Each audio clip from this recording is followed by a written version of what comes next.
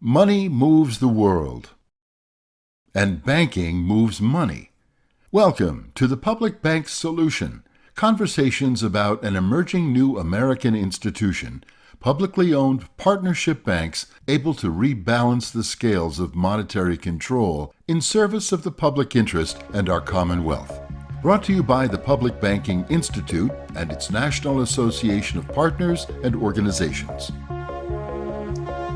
Hello, and welcome to the Public Bank Solution. I'm Walt McCree, Senior Advisor to the Public Banking Institute, co-chair for Banking on New Jersey.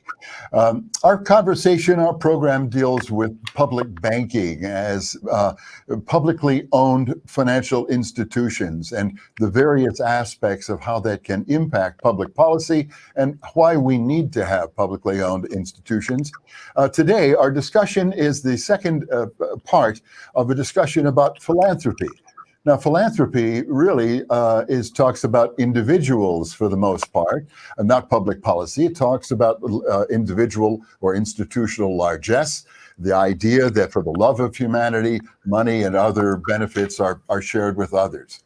Well, in our first section, we discussed some of the problems of that structurally and institutionally, how that has become a rigid sort of a way to defend, actually, some things that we really don't like.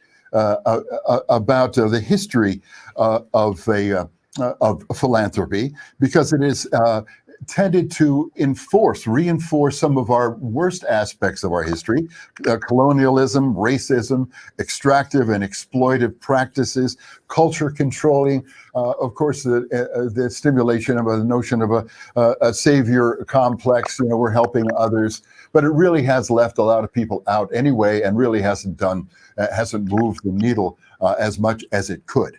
So today with our guests, Mackinzee Macho from the Foresight Lab, a senior program director and deputy global head of practice, and Dr. Patricia Jones-Blessman, and as well as Mark Watson, who is the president and co-founder of Potlikker Capital, and with L.Quevedo, who is the global head of practice for the Foresight Lab and Regenerative Design. And we're going to start this section of discussion about philanthropy with Ed to tell us about what the notion of regenerative design and a regenerative economy means, and then we'll apply that to philosophy or philanthropy. Or we can apply it to philosophy. That would be a great, sure, great discussion as well. I could start with Aristotle. Thank you for the question, Walton. Thanks again for having us here on your wonderful program. It is that we have rooted around within the Foresight Lab for a fair bit of time to ask the question, what's the fundamental problem we're trying to solve if our aspiration is, as it is, to shift the global economy at scale from one that is extractive, destructive, and predatory to one that is inclusive, just, and verdant. We exist for no smaller purpose because, as I've learned from Dr. Blessman, dream no small dreams. They do not have the capacity to stir people's souls. And in thinking about that, when you face complexity, you must have simplicity in mind, or else the complexity will eat you up. So I'll give you a little way to think about this. If I give $1 to my daughter, it's all about intention. If I give her $1 to get good grades, I'm starting on a very bad path. If I give her $1 to behave, I'm starting on a really bad path. It's all about the intention, because money is a hollow, empty piece of paper, a shell, until we put into it intention. And every dollar in the global material economy, every euro, every yen, is spent with intention. And most of those dollars are spent with the intention to colonize, marginalize, degrade, and destroy, sadly. So if we just ask ourselves the question, what's my intention in building this product, selling this chocolate, starting this business, investing in this public radio station, or giving a donation to PBI? Because if my intention in giving $1 to my daughter is to increase her ecological, social, and economic well-being, I might be having a chance at being a useful parent. Increasing her ecological, social, and economic well-being. So let's scale that up. This is a scalar reality, as one of our colleagues said to us yesterday. If every dollar moving in the global, if every unit of money moving in the global economy had the intention behind it to generate net measurable simultaneous gains in ecological, social, and economic well-being, every single complex issue, from the climate crisis to hundreds of years of racial injustice, to the marginalizing of women athletes, to the insufficiency of the way we support higher education in the United States, to wars between nations, would end. Yes, and you're. I don't want to cut you off, Ed. But if we're talking about intention from a public policy standpoint, then you have a confrontation there. How does public policy begin to represent a good intention? Obviously, we have an intention of the recently. We mentioned the child's poverty law that was recently improved or passed that has changed child poverty, but that was driven, I think, in part by the economic, really the paucity of resources that kids have. 50% of the kids in the country, it seems, are on the verge of poverty. Was that intention was an economic one? It wasn't goodwill, yeah? Well, I'll only say this.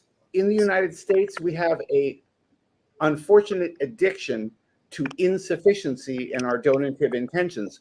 Our goal is to keep people from starving to death or dying on the street, not to have them fulfill their human destiny, which is the social welfare principle in most civilized democracies on the planet.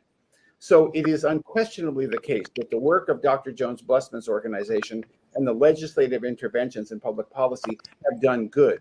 But the reason they haven't done good enough, and while we are still fighting the very same battles of poverty, unequal access to well-being, and unequal access to wealth, is because all we're doing is addressing symptoms. If every public policy leader asked the same question I was posing, let me get practical. If it were the law that you got no tax breaks and no shelters, but had to, with your investments, create some form of net measurable gain in something that shifted power, you'd be better off. I'll finish with this, Walt. When I give $1 to my daughter as she grows, I am surrendering my power to her with every dollar and every day. I am stepping back from my role as her guardian and protector and letting her live into her life as her own.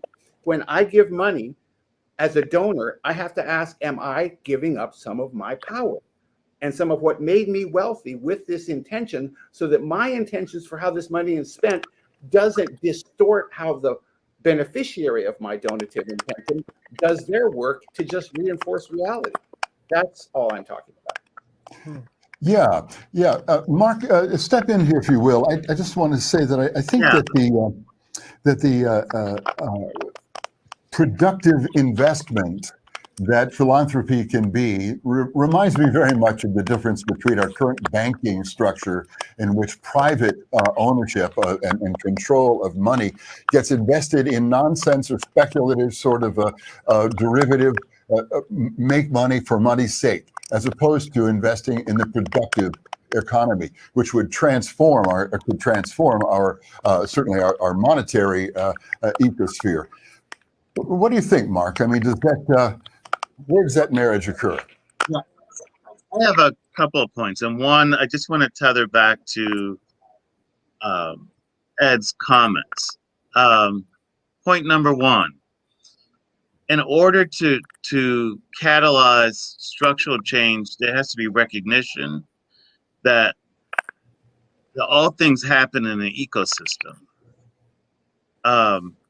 and ecosystems get fertilized to grow. We're talking about regeneration, right? So the water, if you imagine that you have a field, and you decide to water 1/10 of the field with some nutrients, but ignore the other 90%, Right. you still have no crop. Right. And I would argue that is sort of the mode of philanthropy and impact investing today. We're focused on specific transactions, and that happens, I think, sometimes because there is no intention for structural change. But often, I just want to introduce a second concept. Capital is also knowledge-based. So it is rare that any one entity, institution, or person can hold all the complexity of a system and all the interactions. So this whole discussion around power and governance and resources, not just money, but knowledge and policy initiatives, etc., necessarily requires a broader convening of many voices who have pieces of the puzzle or the knowledge of how an ecosystem works. So that's where finance can be part of the juice, but it doesn't solve the intention part that Ed has brought up, which is how do you have a collective intention that's well informed, Right. and how possibly could even one institution or one well-meaning individual hold that vision and the knowledge of how things interact when making that philanthropic investment. Public banks, charitable loan funds, like Potlikker and other projects that will be discussed, are all ways to do that. And they not only blend financial capital, but they also blend policy access. They also bring in R&D. The last thing I wanted to mention on this is let's stick with the space odyssey that we started off in the first session. These dollars that have been spent to date by these particular entrepreneurs are the R&D dollars that will then eventually influence policy and bring in private capital. But it's through a narrow lens of the folks that actually made the investment. It's not any different for other structural change. It's just that we need to broaden the table. And so that's what I'm advocating.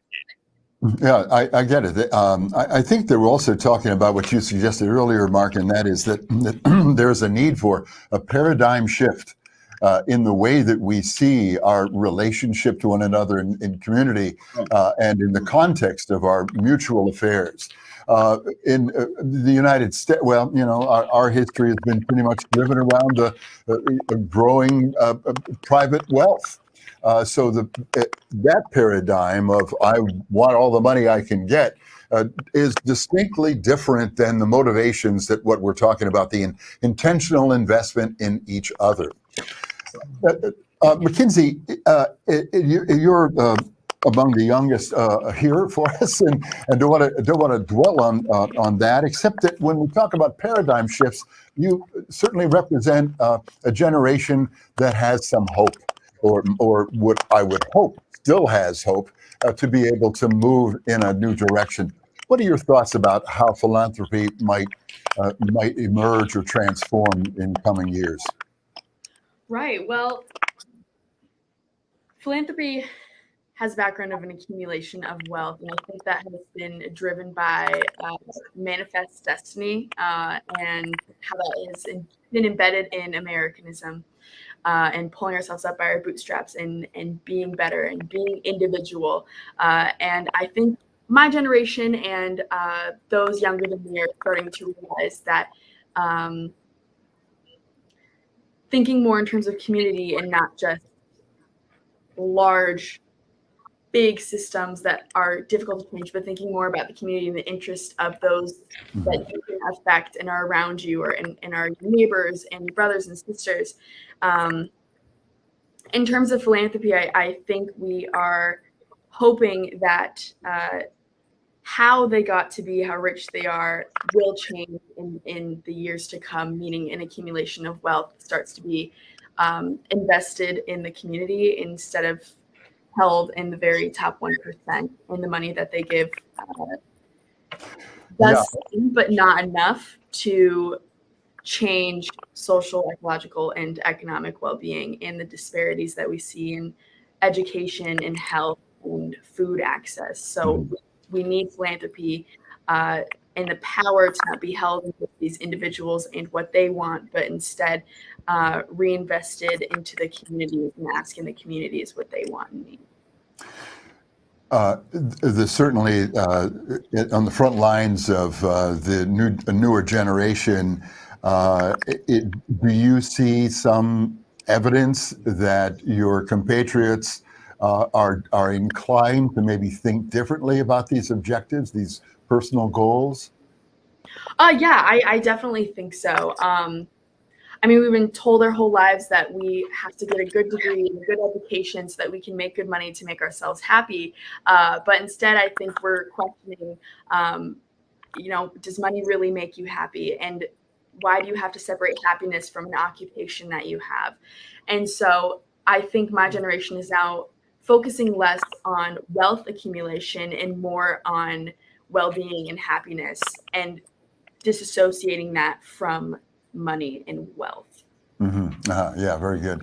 Well, Dr. Blessman, in terms of the transforming philanthropy for children, is there a project underway, or is there a methodology that you see it being accelerated that could make it a deeper, more effective, tractionable action for kids?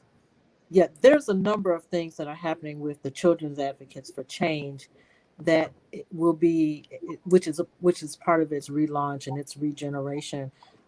We see that, in our 34-year history, we've learned some lessons about how change actually happens. And it didn't happen just by Children's Advocates for Change working by itself.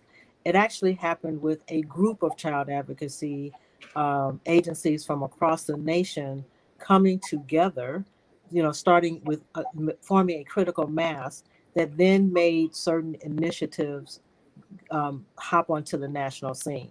So, like, for example, you just talked about the act that was passed that provided the Child Tax Act that was provided. We know that that's going to reduce poverty by about 40%. And one of the things that we're working on, first, we're going to try to get it enacted in Illinois to make that permanent. And then we hope to do that nationally because we see that it has a measurable impact. But that's only a part of what's also happening.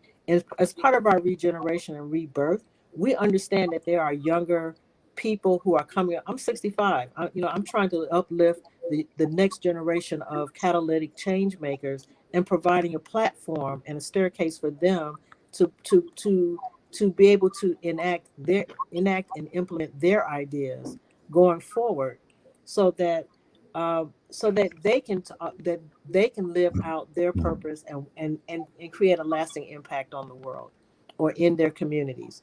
So it's not just about uplifting the recipients of our philanthropy, but also staircasing the next generation of change makers and making sure that they have a solid basis in which they can then do the work that they so desperately want to do.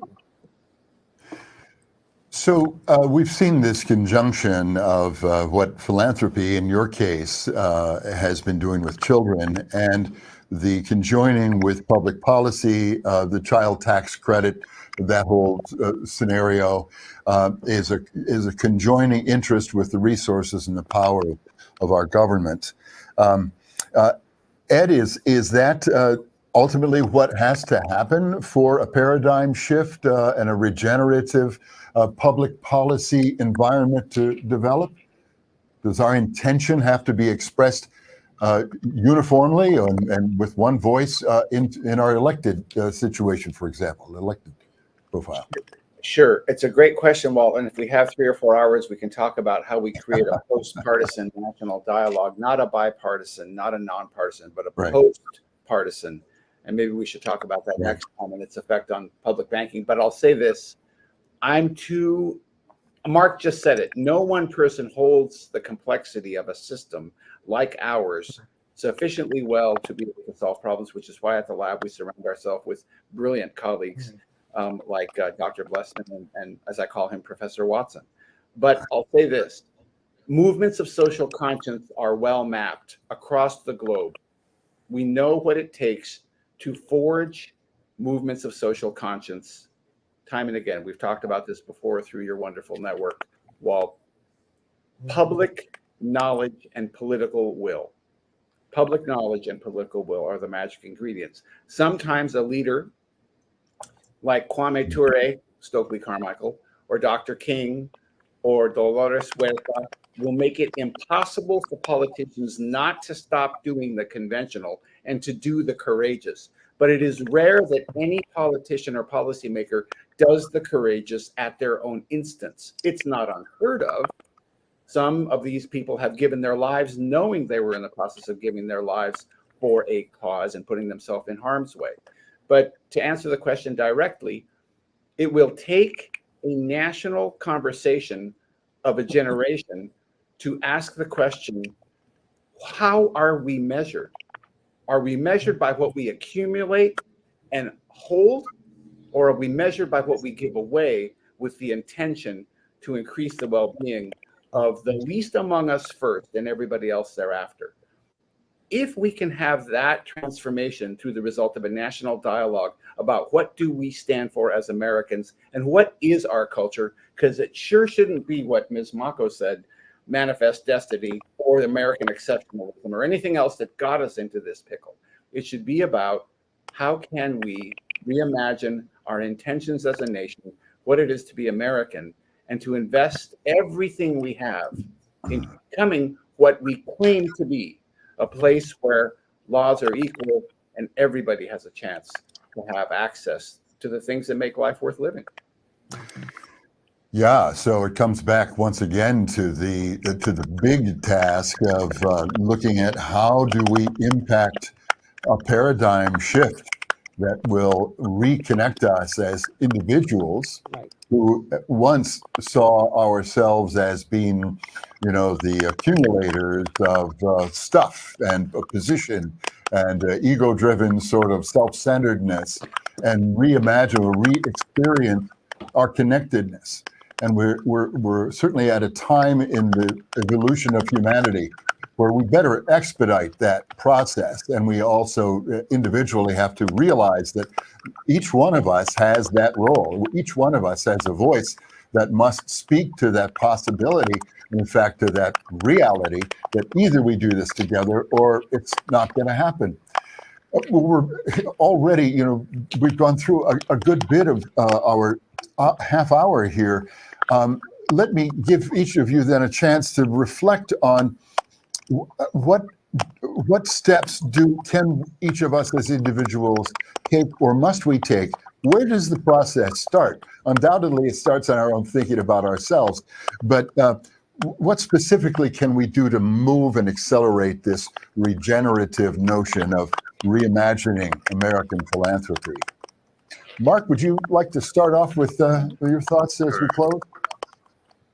I want to just go back to the agricultural theme. And for those of your audience that don't know what Potlikker is a residual after you make collard greens. It's a Southern term that is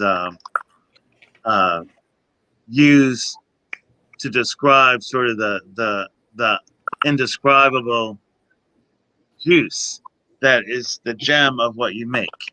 And it really is an example of a metaphor of what we're trying to do with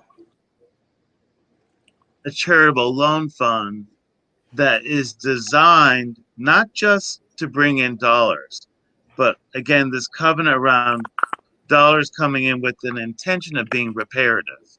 So that number one is creating new institutions where the intention is to be reparative, not to seek only profit, not only to do advocacy, not only to do charitable work, but to be reparative. And reparative is a broad-based term because it recognizes, like with Black farmers in the U.S., the crisis that they are in, essentially almost extinct, came about not just because of disinvestment financially, it came about because of egregious public policy and government agencies and local communities. So if that's how the problems and these crises are created, the same with children. then the solution has to be equally complex. And so one of the ways to do that is to reconnect. You talk about regeneration. My focus is to build these opportunities for communities to come back together and share knowledge and make decisions around resource deployment. And in our model, that in this particular model, we have farmers grouping together in communities of practice so that regionally they're able to share knowledge with each other intergenerationally and become nodes of what we want to move toward. And building enough of those, then we end up having these systemic solutions. So that is really the focus of my life going Thank forward. you. Thanks, Mark. And if people want to visit the Jubilee Justice site, it's at jubileejustice.org for them to see the work that you're doing. Yes, and okay, so we'll post that on the screen as well. We've only got. Yes. Thank you. And I have to ask you to be brief, but Dr. Blessman, your thoughts about what we can do individually. Where does it start? I think our guests, everybody here on the panel has talked about the notion of intention. And I think that is the first place that we have to begin. Money, as Ed mentioned, is just a hollow piece of paper. It is really about what is the soul, S-O-U-L, and purpose of the gift and what it is that you're trying to do. What is the real problem that you're trying to solve? And being thoughtful about what is the complexity of that problem, and making sure that garnering the resources that it would need to actually effectuate real change and not just maintaining the status quo. Thanks very much, Dr. Blessman. And Mackinzee, your final thoughts? Yeah, I think, just to be brief, we should really go back to the definition of philanthropy and the Greek word philanthropia, and the love of humanity and mankind. Just keeping that in our heads and hearts. Yes, indeed. And Ed, briefly, your final thoughts. Sure. I'll try to take a page out of Mackenzie's book. If we go to the root meaning of the word finance, and if we remember when we spend money what finance is, it means to settle a debt. We have an enormous debt to repay for the wrongs we've done as a society and the structural realities we've built in. But if our every donative intention can go back to the root meaning of the word finance, to settle a debt, to settle our debt with the past, to acknowledge our sins, and to build a brighter future, where we give each other the chance to become fully human through our donations, then we have a chance. And I would add to that, Ed, that money, as meaningless and as empty as that is really another expression of relationship that we have between each other. And so an intentional relationship to serve, love, and care for is the makings of a transformative paradigm for our economy and our future, our commonwealth as we move forward. Our thanks to each of you for joining us. L.Quevedo from the Foresight Lab and his colleague Mackinzee Macho, Dr. Blessman from the Children's Advocates for Change, and Mark Watson from Potlikker Capital and Jubilee Justice. Thank you so much for being on Public Bank Solution today. I'm Walt McCree. Look forward to seeing you once again here. Thank you.